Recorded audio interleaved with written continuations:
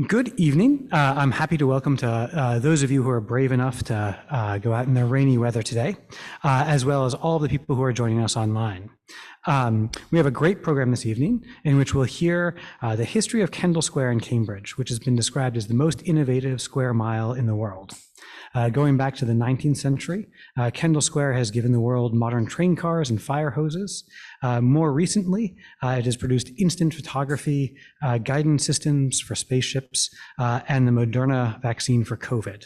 Our speaker tonight, Robert Buderi, will tell us the story of why this one area has been so innovative for so long. As a bit of a spoiler, I would say that it hasn't all been intentional, and NASA and Nixon have something to do with it.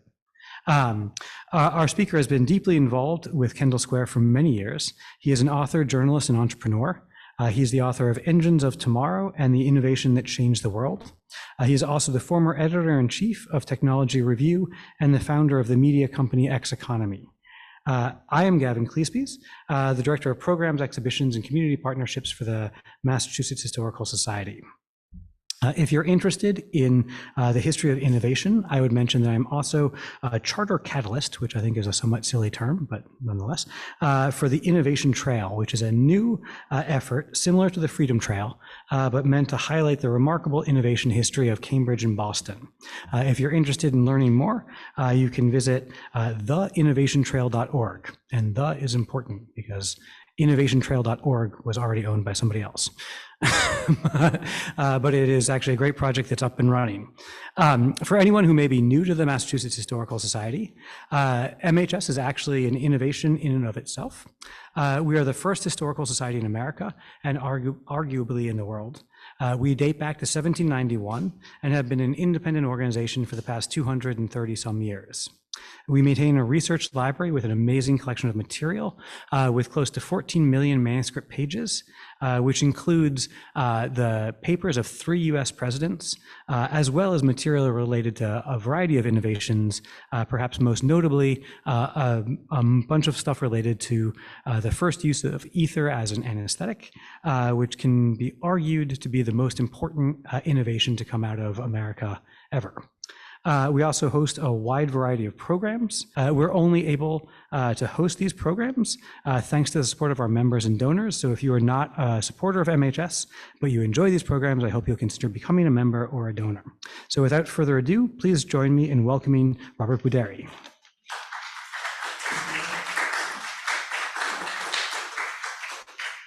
Okay, well, thank you very much. As Gavin kind of talked about, I've been connected to this place called Kendall Square, the most innovative square mile on the planet, for a long time. I came to MIT in 1986 as a fellow, and my office, or offices of the fellows, were right on the edge of Kendall Square. And pretty much, other than a couple years away, my working life has been there ever since. I was Technology Review's editor, and then I founded my own company. So let's get started about this place. And I thought it might be a good thing to just say, what is Kendall Square?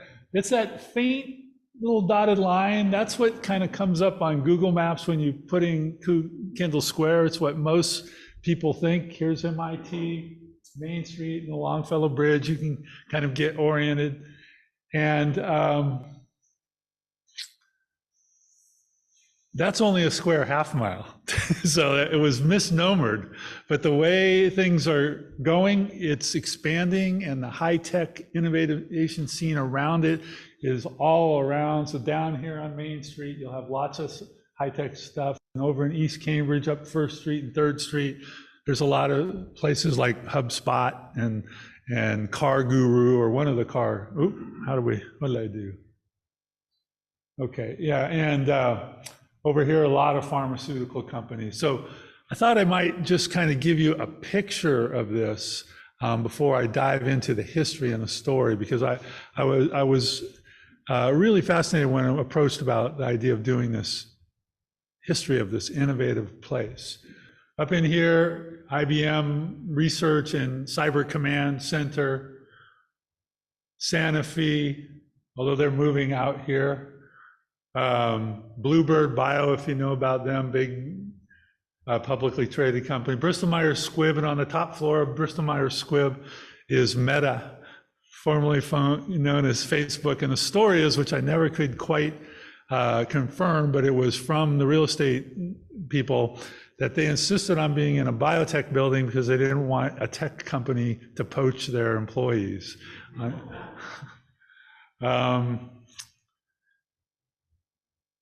You know, you walk down 3rd Street, Takeda is right here in Tremere Square, Alnylam on the corner, Amazon, Microsoft, Google, Broad Institute, Apple's right over here, going to be over here in 314 Main Street, Boeing, J&J, bunch of Novartis, and of course Moderna, right in here. And this is what's called, a friend of mine, Juan Enriquez, called the most innovative intersection in the world, where you have the Broad Institute, the Koch Institute, MIT Center for Brain Research, the MIT AI Lab, and the World Wide Web Consortium, and Moderna across the street. So you get this picture of this incredibly dense place. And there's nothing like it. 18 out of 20 leading pharmaceutical companies are in there, scores of biotech companies, and a lot of tech companies too. So how did this place evolve and into this thing? And actually, one of the first conversations I had was with Gavin, who kind of framed it very nicely. It's a crossroads location. It's a place where commerce naturally passed through, and we'll talk about that.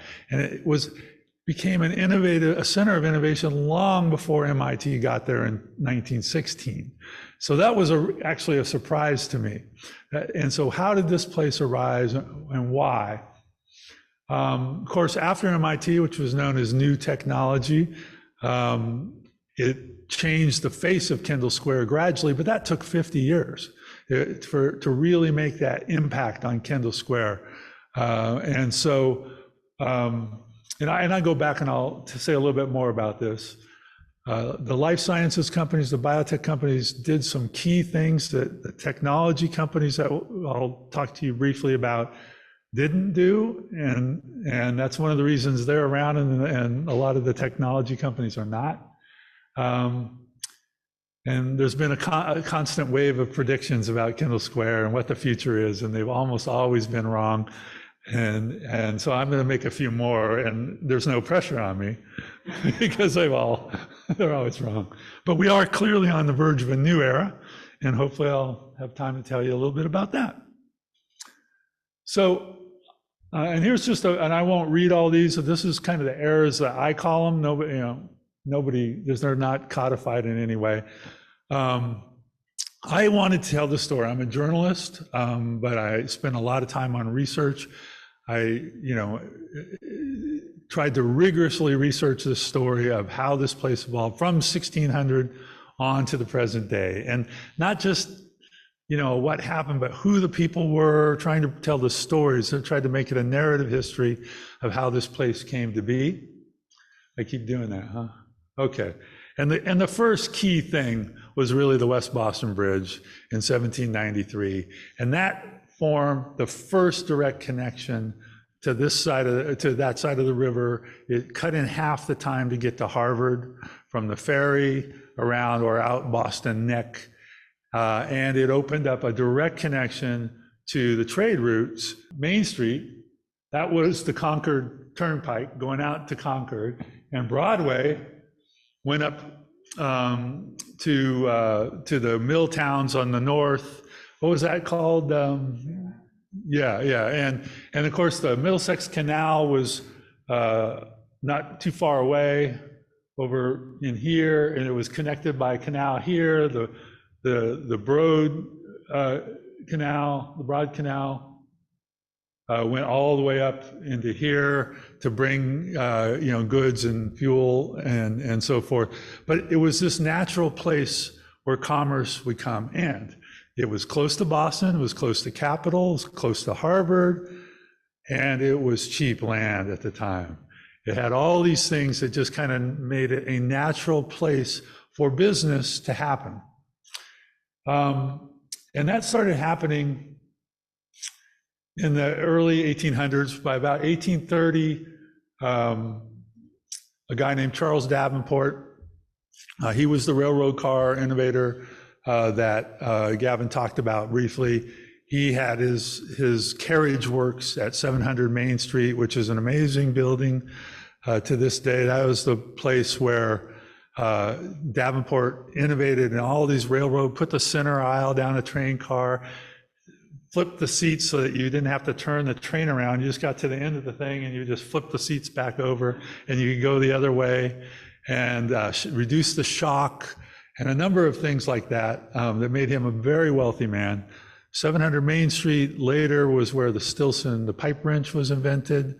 It was on the receiving end of the first long distance telephone call. It was where Edwin Land's private lab was. And it's right today the home of Lab Central, which is a world-leading biotech incubator place for young biotech companies that's expanding all over Kendall Square. So it's an amazing building, and I put a chapter of the book in there. So Charles Davenport was at 700 Main. A block away from him was Elias Howe, the inventor of the sewing machine. And these things were happening in the 1830s. And then because of this kind of combination of cheap land, a place where you could get to the workforce and all that, this factory boomed up. I got these slides a little out of order for some reason. Yeah, well, I'll come back, but by 1910, this is what Kendall Square looked like. 200 factories around here, and many of them were just factories, but a number of them were innovation centers, like high tech for the day.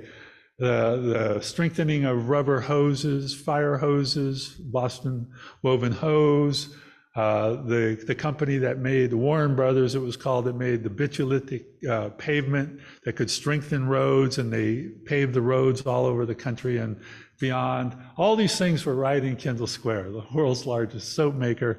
Lever Brothers, it became, or they acquired some things, and of course the candy making that you know some about with the Necco plant, but all up Main Street there were lots of candy companies. There's one still making sugar babies and sugar daddies.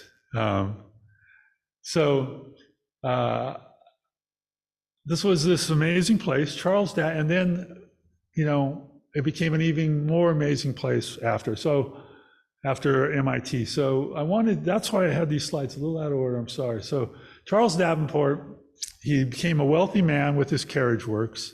He and his partners bought up a lot of this land here where MIT is now. So we're over here somewhere, or over there, the Longfellow Bridge.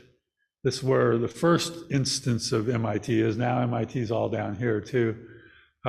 They bought this, and they were going to model it after Havana, the Promenade of Havana. And they're going to have stately homes, a setback over this great promenade here. And it was only the Depression of the late 1800s that put them into bankruptcy and forced that plan to go awry. They had permission from the city of Cambridge to do the development and so forth. So all that, had that gone the other way, there would be no MIT here. But it sat for another 20 years or so. MIT, of course, was outgrowing its space in the Back Bay, and they were looking for where to go. You probably have heard the story of they were going to merge with Harvard and move and become Harvard's engineering school, in essence. And they were going to move to basically where the business school is today. And that was all approved by the MIT Corporation. And it fell through only when the state Supreme Court said, well, wait a second, you can't. It was contingent on MIT paying for some of the development, and they were going to do that by selling their property in the Back Bay. And state Supreme Court said, no, you can't do that because that was land grant money, and you don't have the right to sell that. And I'm cutting through a lot of the nuances, but that deal fell through. And so now MIT is scrambling for a new home, and their new president, yeah, so this is, had been upgraded to the West Boston Bridge. This is in the era where MIT was about to come. And the new president of MIT, McLaren, I just put this slide in here because he was over in the back bay looking out. He was being entertained for dinner, and he looked out the window. And this is about what he would have seen. This is what it looked like kind of in those days.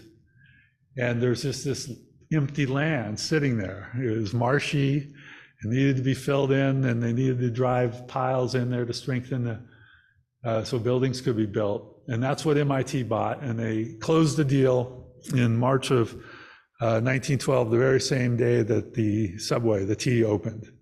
So that brought a new type of connection there between Boston and Cambridge. So I'm just going to jump through some of the stories that I go into. This is Edwin Land. He brought his private lab to 700 Main Street. This is where he made so many seminal innovations in instant photography and instant color photography, and numerous other, some to do with the war effort. He came in around 1940, something like that. And then he moved Polaroid's headquarters to Technology Square, just down the block, closer to where MIT is now, closer to the bridge by a block. And I think that was in the 60s and maybe a little later. He called it the Mole's Hole after that children's story that he loved, and I forget which one it is. But that was the first, I would say, this new era of a kind of high-tech business coming into Kendall Square. What happened, of course, after World War II, like so many other places, all these factories were outdated. They needed to get to also a different kind of workforce, cheaper labor. They either fled to the Sun Belt or overseas, or they were put out of business. And you began to see this decay and this aging of the infrastructure, and a lot of it was left undeveloped. MIT, for its part, when it had moved in there, was not interested in being connected to the factory and business world. They didn't even have a way, an entrance coming from the Main Street, Kendall Square side into MIT. But by the end of the war, coming out of the war, especially by the 1960s, they began to say, look, we have to be connected. This needs to reflect a great university. And they were a very key part, and maybe an essential part, in the kind of commercial university city government union that made the development of Kendall Square begin to be possible.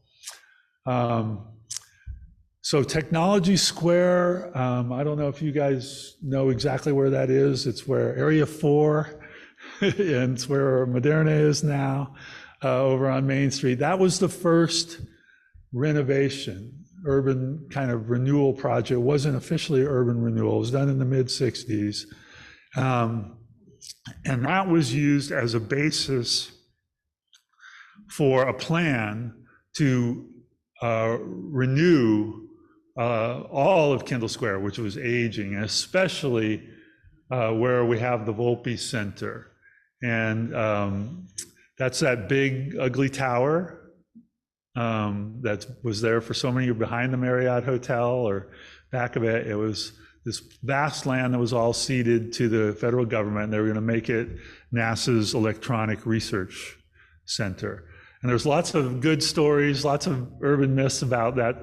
The classic myth is it was going to be NASA's headquarters. Kennedy built it, and then Nixon became president, and Kennedy shot, then Johnson became president and moved NASA's headquarters to Houston, his home state, and then Kennedy came in and closed everything down completely. Nixon, sorry. It's not quite that way. It was never going to be NASA's headquarters. It was just going to be this electronic research center, but it was going to dominate Kendall Square.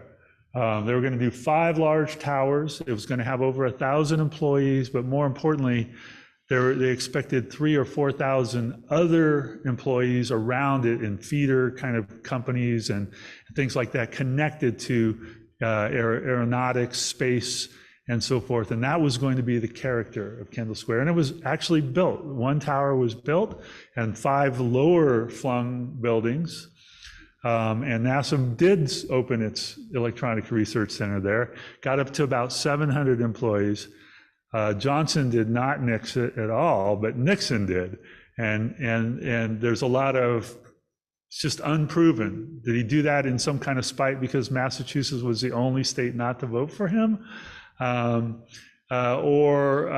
they were doing layoffs all over NASA, a lot of government cutbacks in that era.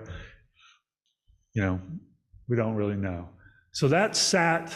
Now it was owned by the federal government, but no development was happening. They did have the transportation, Volpe, the Department of Transportation took it over just as a transportation research center, much smaller in scale, never was supposed to grow beyond that 500 or 600 people. And that's what had been there and still there. But other than that, they had all this unused land that they weren't going to develop. And it took another dozen years for it to get back to the city and now begin to be developed for business. So anyway,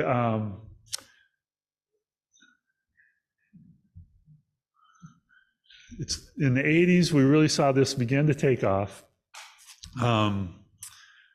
This was one of the visions that didn't happen. I like to tell the story that this guy in the middle is a guy named Danny Hillis. He was a student at MIT in the AI lab, which was in Technology Square. It expanded off campus, right where Catalyst Restaurant is today. And that's the AI lab. And the CIA had an office in that same building, unmarked office on the 3rd floor. And Danny Hillis and the AI people were up on the higher floors. And Danny decided he would pick the lock of the CIA and break in. And he was a very adept lock picker and Medico locks. And he got in there and he tells the story. He gets in there. This room with all these desks and tables.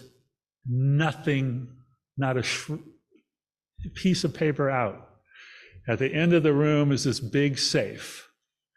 And so he gets a little notepad and writes a note that says, "Glad to see you put everything in the safe." And he left that for the CIA. So it's hard to imagine that happening today and not having that student in jail. But anyway, Danny went on to found a company called Thinking Machines. He kind of invented parallel computing. It became the hottest computing company for a time. It made the fastest computer in the world. Faster than IBM, faster than Cray, faster than all the Japanese. And it was right in Kendall Square, in the Cartering building and the tower next to it. So everybody thought that kind of thing was going to be the future. So now we're talking in the 80s, mid to late 80s. The MIT Media Lab was started in the mid 80s, had this whole thing about the future of TV, future of holograms and so forth. I skipped one. We'll go back to that. There were at least 15 companies that spun out of MIT's AI lab. Many of them were up and down Main Street and around Kendall Square. Some went down into Central Square. Thinking Machines was a big public company. Another one was Symbolics, if you remember that. And this billboard was at the corner. This is where the Draper Lab, the corner of Broadway and Cardinal Buderi, where the railroad tracks. Akamai has their big headquarters there now. There were stories in the paper about how AI companies were going to be bigger. They alone were going to be bigger than Silicon Valley computer companies. And the Globe had all these stories about AI Alley. At the same time this was happening, Lotus Software became the world's largest software company. They pioneered the personal computer spreadsheets for personal computers. They also combined graphics and word processing. They were also in Kendall Square, right down the street from thinking machines. All these things were dominating the headlines, and they're all gone within about 15 years, or shells of their former selves. In the meantime, another thing was happening, and I put this story in. I just had to show this. The MIT and Tech in Kendall Square, they were starting to get this force field. It was attracting people. This is a picture from the 1965 Westinghouse Science Prize for the math best. It was a math competition. It was won by the guys you can think. And if you may recognize him or not, that's Eric Lander, who went on to pioneer in genomics and led the public effort on the sequencing the human genome. Out of the Whitehead Institute was the largest single contributor to that. He later founded the Broad Institute, and of course was President Biden's science advisor until he was forced out for bullying staff members and so forth. But a world-renowned genomics pioneer. The second place also became an MIT professor. His name is Tom Layton, and he founded Akamai, which is the world's leading server of internet content. And it's based in Kendall Square, one block. It's at the corner of Cardinal Medeiros and Broadway, as I mentioned, one block from the Broad Institute. Those two guys, right from that same science prize. I just thought that was amazing. And she became a professor at Yale. And so it was quite a crew. Anyway, all this was happening in Kendall Square. Everybody, all the attention, all the eyes were on the computing world and AI. And another thing was happening, and that was biotechnology, recombinant DNA. And this was a story that Harvard had James Watson come in to build their molecular biology program. MIT had Salvador Luria, both won Nobel Prizes. They recruited some of the best and brightest young biologists, and they set up this kind of centers of excellence, I call them competing centers of excellence, that just drew so much power, intellectual power to Cambridge and the Boston area. At the same time, Cambridge, the recombinant DNA had become possible. We're in the 1970s. The mayor of Cambridge, Al Vellucci, said, wait a second. We've got all this stuff where we're combining genes, we're potentially creating new life forms. Nobody knows where this is going. I'm skipping over this very complicated story because scientists too were worried. And there were all these public hearings in Cambridge. I mean, spectacles, where Vellucci was a master of saying, they're building Frankenstein. We can't let Frankenstein. International news, television cameras, all this. And the result was Cambridge formed a citizen committee. No scientists were on it to do their due diligence. And they actually did their job over a year. Public hearings, investigations, studies, and they set out a series of rules for doing recombinant DNA research. And this became an ordinance on February 7th, I think, in 1977. It was the first ordinance in the world for governing the conduction of research around recombinant DNA. And Vellucci and many others thought this was the end of biotech. This new field of biotech was never going to happen in Cambridge because they've done all this prescription. And it actually had the opposite effect because it was the only place in the world that actually had rules. And so the companies knew what they were in for. The public had already had the hearings. If they were going to start a biotech company somewhere else, they didn't know what they were in for. They could be shut down, but here that had already been adjudicated. So Biogen in 1982 became the first biotech company to operate in the East Coast here, and right where they are now on Binney Street and they brought their research center there. They later brought their whole corporate headquarters there too. They were based in Switzerland at the time. So that set off this wave. Nobody thought it was going to be what it is. There's a whole story I go into a lot of detail about the biotech era. It was really kicked off in a new way in 2002 when Novartis announced that it was going to move its research center to Cambridge in the old Necco plant. And that basically set off this wave where all the major pharmaceutical companies began moving into Cambridge. The biotech companies were often being acquired by them or invested in. They would get a deal to develop a drug, in partnership with the pharmaceutical makers, and this just built this incredibly powerful biotech cluster. And Cambridge, of course, built up with these massive and really important institutes: the Broad Institute, the Koch Institute, that do biomedical research of different types. I'm going to come back to the issue of what biotech did that tech didn't do, but I just wanted to kind of stress for this crowd how recent this is. And this is where Thinking Machines was. This is where Lotus was. Biogen was right in there, somewhere or right there. And all this was just parking lots, 1995.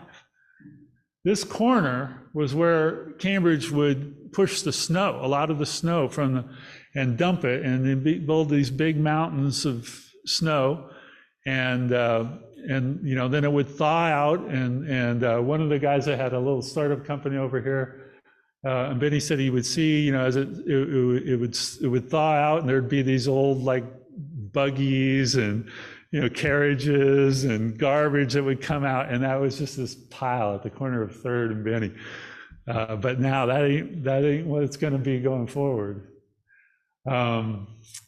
So all this is built up. There's hardly any holes left.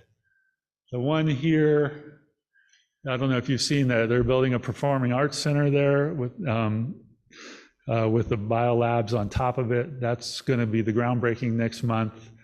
The Volpe is being massively redone. There'll be housing in there as well. There are going to be about 1,500 new units of housing, as well as lab space and the Volpe and the transportation office. Amazing things going on. And there's a lot of concern too about how expensive everything's become and all that. But this is part of this story that, I just had a great time telling. This is a picture of what Volpe is going to look like. All this, it's going to be a Maya Lin garden somewhere in here. And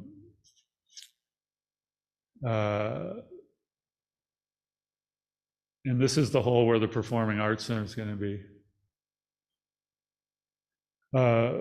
So I mentioned that there's a new era. Things have changed. What biotech did that technology companies didn't do is they collaborated. They built a lot of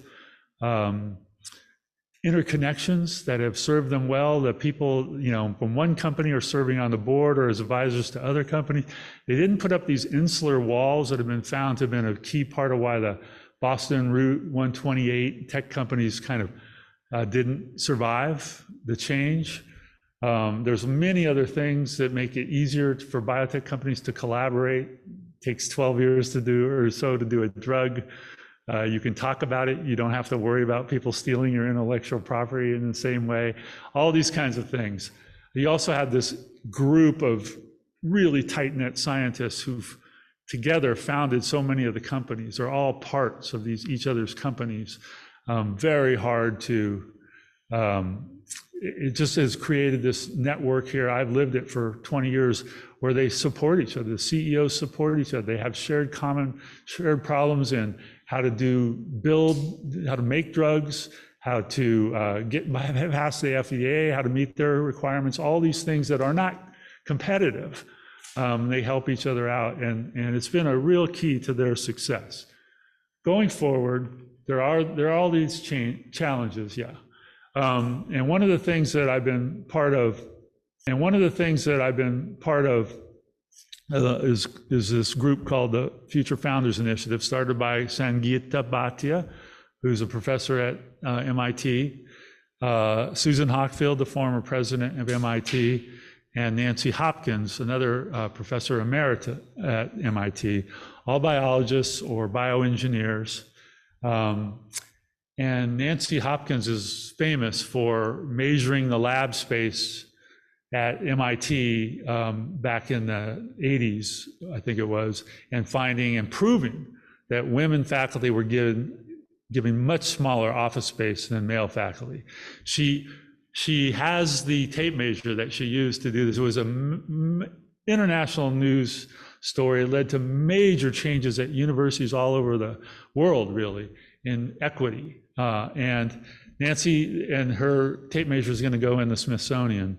And she's just a wonderful person. But they started doing a new kind of study, and they looked at the rate at which MIT women faculty were founding companies compared to their male counterparts, all in biology, bioengineering, and all that. And they found that just in the last roughly 20 years, if women faculty were founding companies at the same rate as male faculty, there would be 40 more companies out there in the public.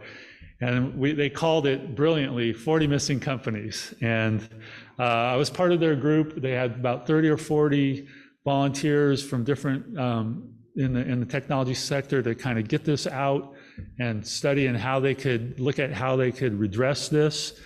A lot of the times there was nothing nefarious. It was just that it was this deep cycle that, women faculty were not included, but they were also then not conversant with business. They were reticent to get into business because they didn't know about it. And it's just this cycle that kept repeating itself. They set up this amazing program to make it easier for women faculty to become conversant in business. They partnered with venture capital firms that are paying for sabbaticals for women faculty to come be scientific advisors, paying them at the business rate, which is roughly twice what the faculty rate is, the professor, to come work in venture capital firms for up to one whole school year, but they can do it in any way they want. They could do one semester. And they've already done a big prize competition for women faculty. They just had its first competition last spring. 9 amazing companies were pitched, and they're going on. So this is part of looking at the future of Kendall Square that said, like, if we want to stay innovative, stay at the forefront, we have to get more inclusive. And that includes women faculty and people of color. This was only about women faculty, but there are other efforts coming. And I think that was something I did a chapter on in my book. I mentioned, again, a part of a new era, and it's very clear that the AI world is coming back. And this time, it's not going to go away. And it's meeting biotech, and everybody sees this coming. And healthcare, AI, computing, all coming together to help design drugs more efficiently, to help monitor people more efficiently, to do drug trials more efficiently, all kinds of things.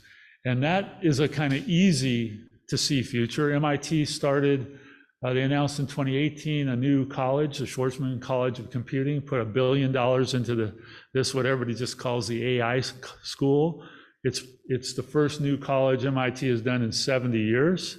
It's permeating every course, pretty much, is in the ethics of AI, computing, things like that. And this is a big deal, and it's happening all over the world, and I think that's a very easy to see future. We don't know how it forms it takes, but if history is any lesson, there's something else happening that we can't see, and because none of these things really last that long. Biotech's lasted 30 years, 40 years, depending on how you count. That's pretty long, but very few industries, no matter how big they were. Everybody thought Polaroid was going to go on forever. Everybody thought Lotus was going to go on forever. Is it 50 years? Of course there's going to be drugs and some form of biotech, but is it going to be what we now know? I would say absolutely not. It's very easy to foresee that. Actually, Eric Lander said this to me. There's only a finite number of combinations human cells can make. It's a massive, massive number. But someday it's going to be cracked by computing. And you will not have to have a lab where you're doing experiments and stuff. You will do it all with computers. You will build drugs with computers.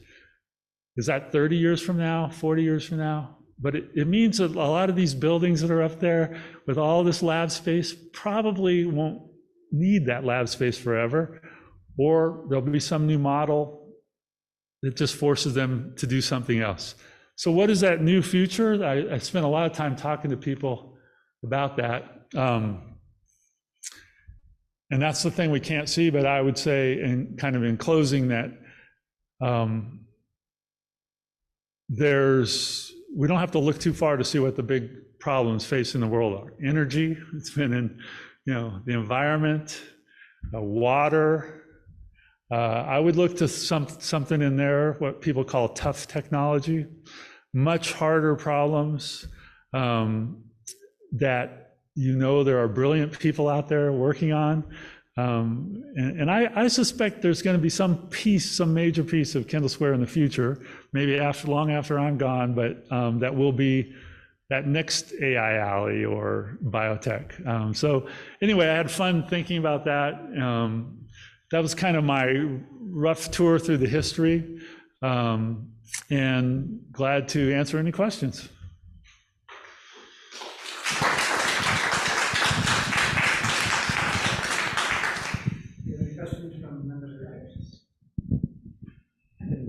I can start us off with one question. What do you think the impact of COVID is going to be on Kendall Square? Because Kendall Square is so focused on this idea of sort of interconnectivity, like people bump into each other in a cafe, they talk, a bioscientist from one lab talks about something to somebody else, but everyone got very used to working remotely. And I certainly know I jog through Kendall Square every day, and Akamai built this fabulous new building, and it was just empty for a very long time. Yeah. And so there was clearly the sense that like this density went away, like all those people went home.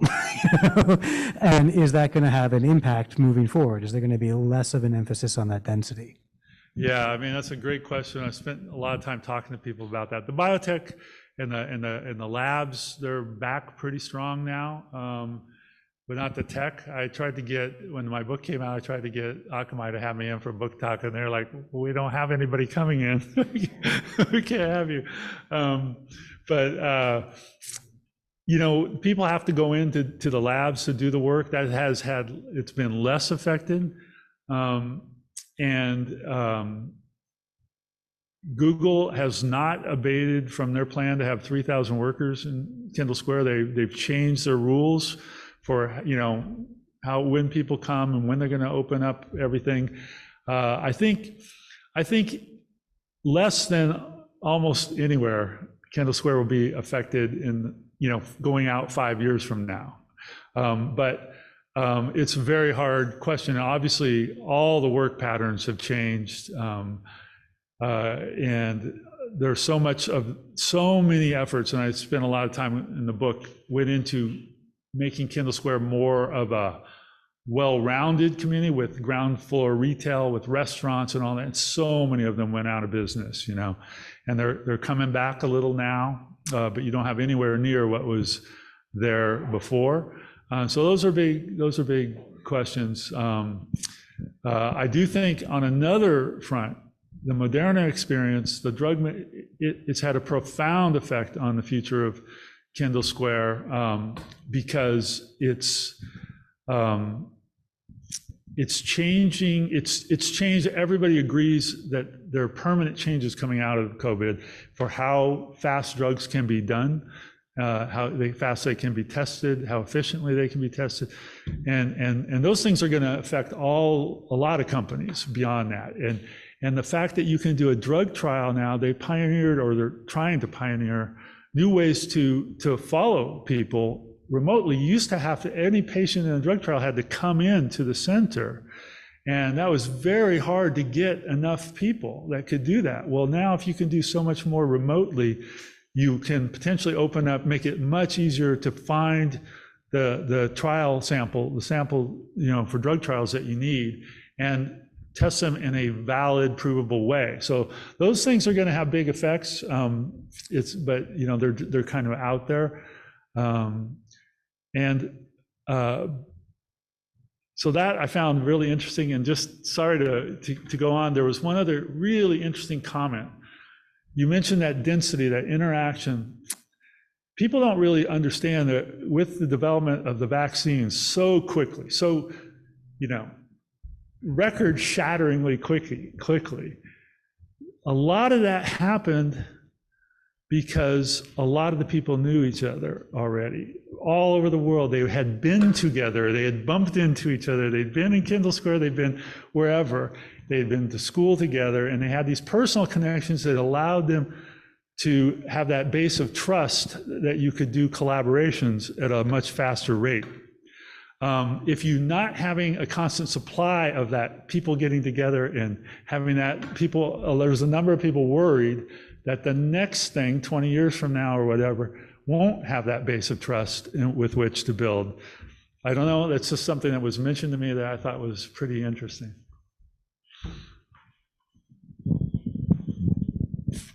Thanks, very interesting. I'm wondering if there was something in your research about the ownership or lack thereof of intellectual property that was a result of the research that was being done at MIT and funded, by MIT, that promoted or helped this, this innovation kind of really get commercialized in a lot of different ways. Yeah, I mean, the professionalization of MIT's technology licensing office in particular, I do have quite a bit on that. It was a very important factor. There's kind of two threads to it. One's the ones that MIT handles and they take care of in their licensing office and all that. But there's many other inventions that kind of go around that, but it still set the standard for how you do that. And I have a whole I call a spotlight chapter on Lita Nelson, who's a longtime director of MIT's licensing office, and just, renowned worldwide for how well she did that, organized it, and worked with the inventors, helped match them to the companies that they might be partnering with. All those kinds of things were really important. So yeah, big deal. I would ask a question. So you brought up Al Vellucci, and Al Vellucci is one of my favorite people in Cambridge history. He was the longest serving city councilor in Cambridge city history. He was also an amazing political theater person. He, among other things, proposed a plan to pave Harvard Yard because he said there was no parking in Harvard Square. He was really into very dramatic statements. But his issue of creating a task force to study recombinant DNA is a sort of a classic example of unintended consequences. And over again in Kendall Square, there's these sort of unintended consequences, like things that are supposed to happen go a very different way than the way that you thought. But often that happens in part because it creates sort of an open space. Like a lot of Kendall Square was able to be developed in part because it was cleared for NASA. And that wasn't what was intended, but it was this great opportunity of cheap land. And the original development by the West Boston Bridge Company, created all this land, but they never made any money, largely because of the War of 1812. And it was, again, like these sort of failures that created really cheap land. But today, Kendall Square is anything but cheap land. You couldn't buy a parking space in Kendall Square. So how is that what's going to be the unintended consequences of it becoming so expensive and so dense? Yeah, I mean, this is a great question. I think one of the potential unintended consequences, it's a very serious one, is there's very few places for startup anymore. When I started my company in Kendall Square, we paid $23 a square foot. Going into the pandemic, there were places going for $110, $120 a square foot. There were cheaper places that weren't lab places, but they weren't anywhere near $23 a square foot. And there was no way a startup could afford to get going, except for now they have the Cambridge Innovation Center, which is for a startup incubator kind of space, for, you can rent desks or cubicles, places like WeWork Lab. This was the kind of one of the pioneering ones, Cambridge Innovation Center. There's a similar one that I mentioned, Lab Central, for biotech companies. And they have shared lab equipment, that one startup can't afford, but you pay your monthly fee, outrageous fee by a square footage point, but not in terms of running a biotech company. You don't have to buy all this equipment and so forth. But that's not for every startup. A lot of startups need, more space and need, that, and that's gone. And that startup mix, though, was so important to having an answer to those unintended consequences, the thing you didn't think of that happened, and people worry about that. And one of the things that's happened, enough people were worried about that Cambridge came up with a thing called innovation space zoning, and they basically said that any new building over a certain size, I think 20,000 square feet or something, has to have 15% of it developed for startups or nonprofit organizations. Has to be set aside for that, and that you can charge the going rate, for the cubicle and all that. But if you double that and make it 30%, and you offer that other 15% at break-even cost, we will not count any of that 30,000 towards your approved building. So if you were allowed to build a 100,000 square foot building and you put 30,000 square foot for startups, you would get 100,000 on top of that. So you now are making market rate on 15%, breaking even on another 15%, and then you have 100. So you basically get 115% of what you thought you were getting. And so developers are going for that. And it's put, all these new buildings have innovation space. And they furthermore said you don't have to put it in that building, but you have to put it in Kendall Square somewhere. So it could be an older building and so forth that you also own. So that's one innovative way that and nonprofits have, similar offer for them. And of course, they've done the same thing when it came to housing too. They also said, you have to have, if you're going to build a new housing unit, you have to have 20% for affordable housing. And if it's big enough, they're doing 10% for middle income too, I think. Yeah. You said the only candy left was the sugar babies and the sugar daddy. What company and where is that? So that is, so it's right on Main Street. What's it called?